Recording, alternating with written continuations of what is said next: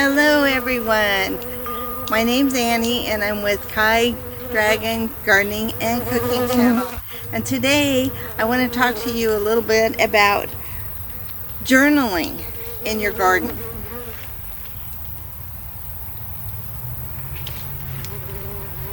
And I do a lot of journaling, keep a lot of notes, and every once in a while you'll probably see some honeybees in the camera. I don't know why they're so thick today, but the bees and the butterflies and the flies, they are just going crazy today.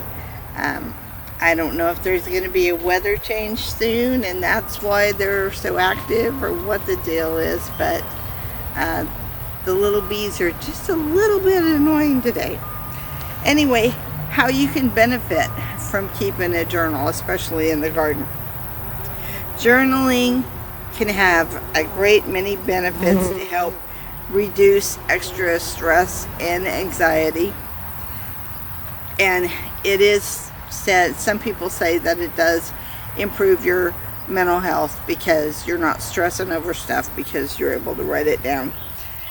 It can help you track your progress, improve your brain and cognitive capacity to increase your knowledge, fostering your creative mind. Journaling can help you remember and recall your experiences from the past to the present. In the garden, it's great to document your success stories and the things that you learn from those failures. Then you can decide what you need to do to make it better, and you can write that stuff down, because the knowledge you gain, it's sad when we make those little mistakes in the garden or we do experiments and they turn out to be a flop, but what you learn from that, you carry on that knowledge and you are building a foundation, a strong root foundation, the more you learn, especially with your gardening. So, don't be afraid to write stuff down. And there is a bee right on my lens, so it's probably covering me up. We'll get through this with the help of the pollinators today, as long as they don't sting me in the process. Some people claim that they sleep better by keeping a journal. I think that's true, but then I write and I journal a lot, so everybody is different. They're not stewing over something they should have done. It can be true with gardening because notes come in handy, especially if you need to order something or you're planning to do something and something got in the way and so you had to make changes in your plans. By journaling and keeping those notes, you're going to stay on top of things. You'll be able to plan a layout of your garden, make changes that you want to make, plan crop rotation where the space allows, especially if you've already planted stuff that is like permanent crops, because some people plant perennial veggies, and like I have one bed that's full of strawberries. I'm not going to move them. I may plant some tall crops in with them next year, but the strawberries are going to stay where I have them. And, God willing, we're not going to wipe them out over the winter months. But it helps you by keeping those notes. Write down your seed packet inventory that you have on hand, where you bought it, where it came from, what you paid, if you found a good deal on it somewhere, even if you bought it somewhere and you found it might be cheaper somewhere else, or if you bought seeds and you planted them and you thought you were getting a bargain for your money and they just turned out to be horrible. I've gotten some like that too, where they just didn't grow one iota, and bought the same type of seed from another company and they were brilliant. Planted just 2 grow bags apart. I mean, It doesn't make sense, but it happens. Keep a log of whenever you plant something specific, the date to germination, how many days to maturity. Mark it with those sticks, but keep it in your journal. You'll be able to go back and reflect on that. You'll know when you're going to be able to harvest it, how big your harvest was. Was it as big as what you expected? Make a list of the new seeds that you need to order and replace, or starter plants that you want to get, or things that you want to try grow in your garden that you don't have the seeds or the plants for. Note whether you're growing horizontally or vertically, because it does make a difference. And vertical growing, there's more information out about it, but it is a little tougher to learn how to do that and get the plants to grow up. It is better for them because they're not laying on the ground where the pests are going to get right at them, but they do tend to get the seedlings right when you're starting out, so you got to stay on top of that. Write down what different types of supplies you might need for the things that you're growing, because not everything is going to grow the same.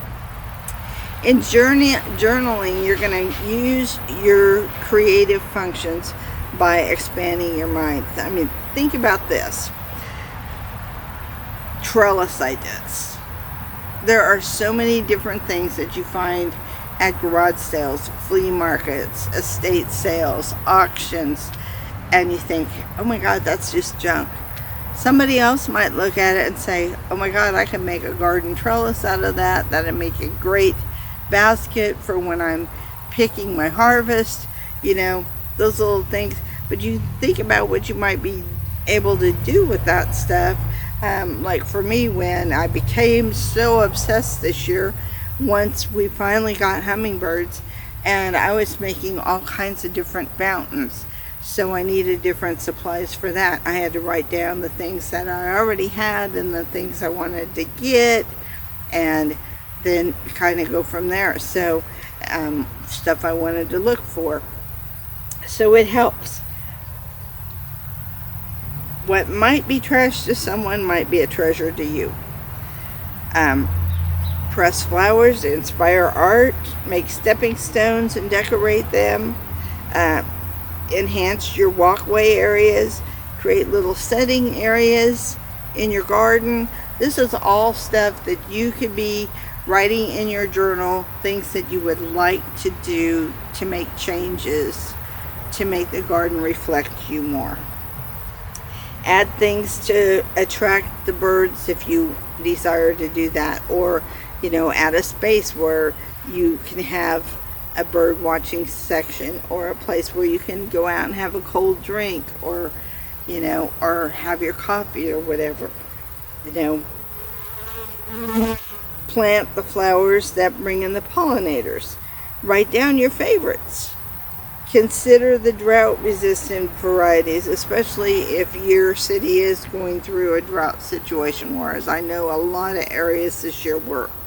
And there's a lot of different varieties that you can mix in with your annuals and perennials and find out what's native to your area. Keep a log about that. Some species do better than others, and sometimes when you do plant native plants and they are drought resistant, they don't need the extra water like some of them do. So take notes of what is going to grow best for you in the area that you're putting it. Make out a list of bulb plants that you want to plant early in the spring and late in the fall to add that pop of color, so that way you are having something blooming all the time from spring all the way up into fall, or until the end of your beginning of your frost to end of the season, when that first big frost is coming and winter's on its way.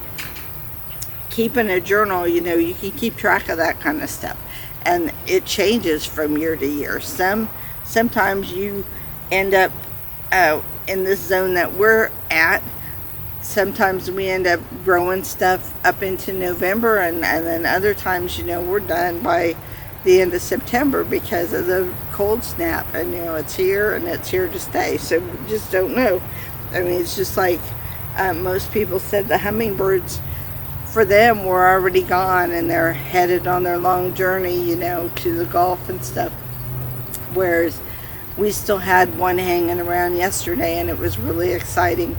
But I have noticed now that the honeybees have found out where the feeders are and stuff, and I had to switch to different types because they didn't want to leave them alone. So I had to create a new list of things I want to do different for next year with that too.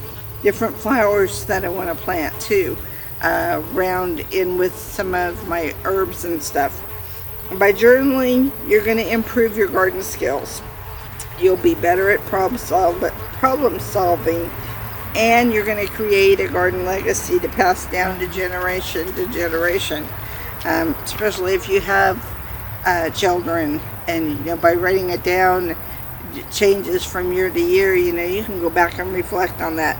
The old saying, when in doubt, write it out, holds true even in the garden. Keep track of what butterflies stop by, what time of year they landed. Did you get any photos? You know, did they return from year to year?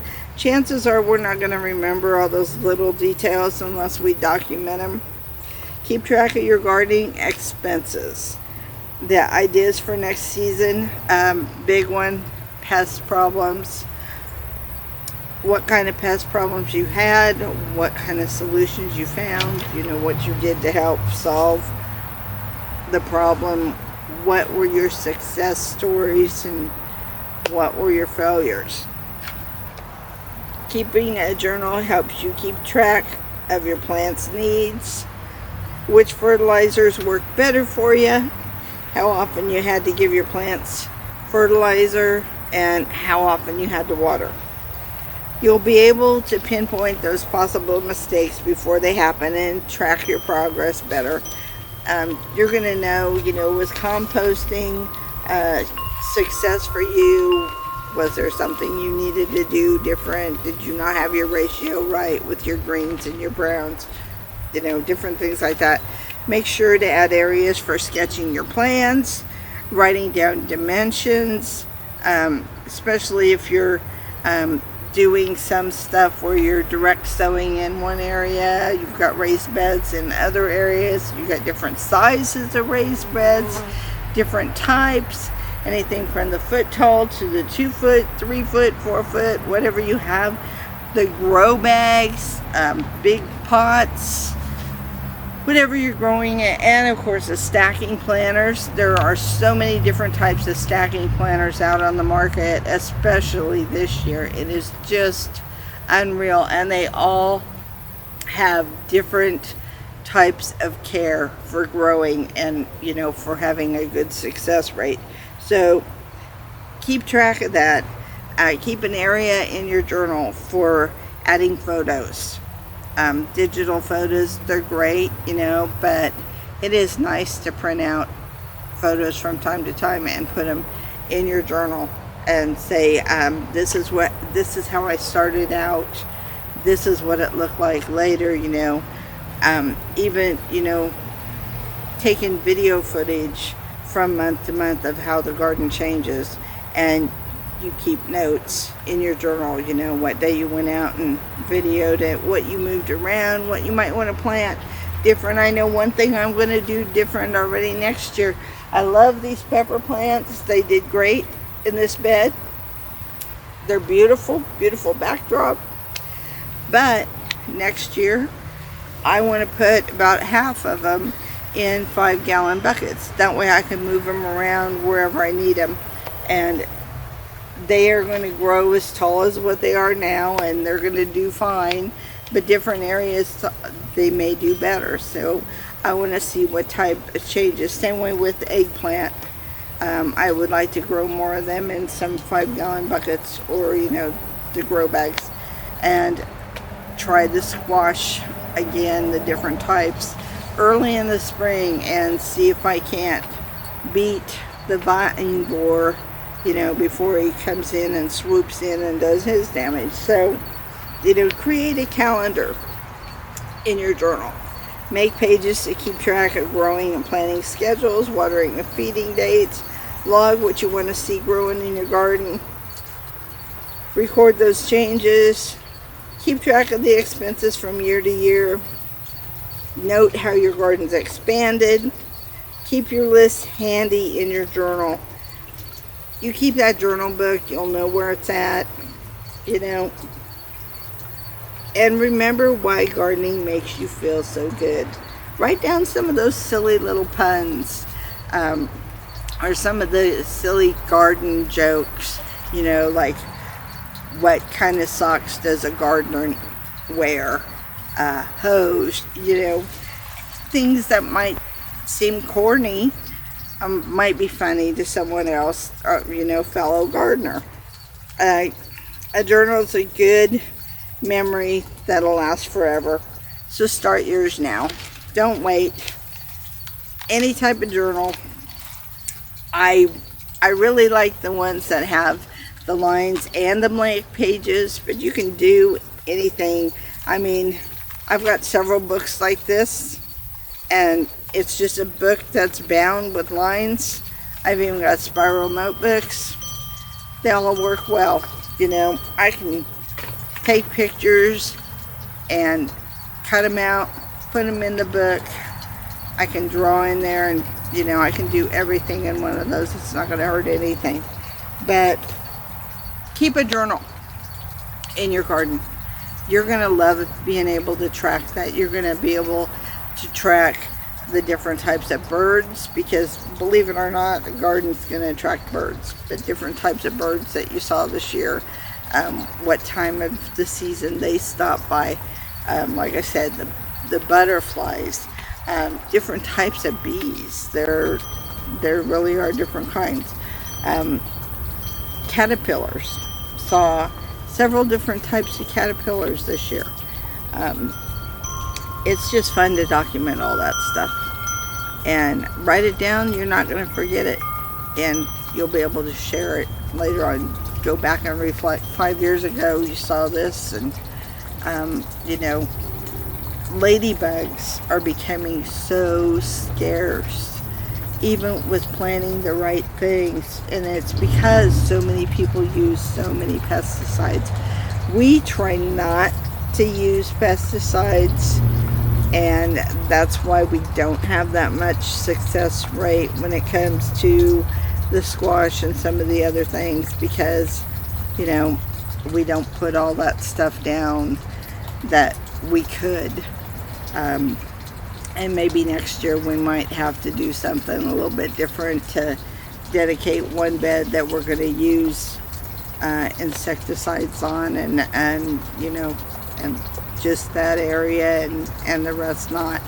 But by journaling, it's going to make it better, because it's going to help you remember. If you got something out of this, short and sweet, and hit the notification bell so that way you know when we release more videos. And like, share, and subscribe if you haven't already. Tell your friends about us. Help us get to 1,000 subscribers. That's the only way we grow, is with your help, and you are like an extension of family. I can't say that enough. You're important to us. We need you. We need you to grow, and we hope that we give you good information that you're happy with, and that'll make you a better gardener, and that you can even learn from some of our mistakes, because believe me, we make them too. I let a lot of stuff go to seed sometimes. If I know I don't have enough of that particular seed, you know, I'll let it go to seed so I can get seeds for next spring. So, you know, I make some mistakes too, even with the years of experience I have with the background with my mom and my grandma and my great-grandma, all doing a lot of gardening and being farmers and stuff. It happens. So We love you. Take care. Stay blessed. And thank you so much for watching us today. We appreciate you. Peace.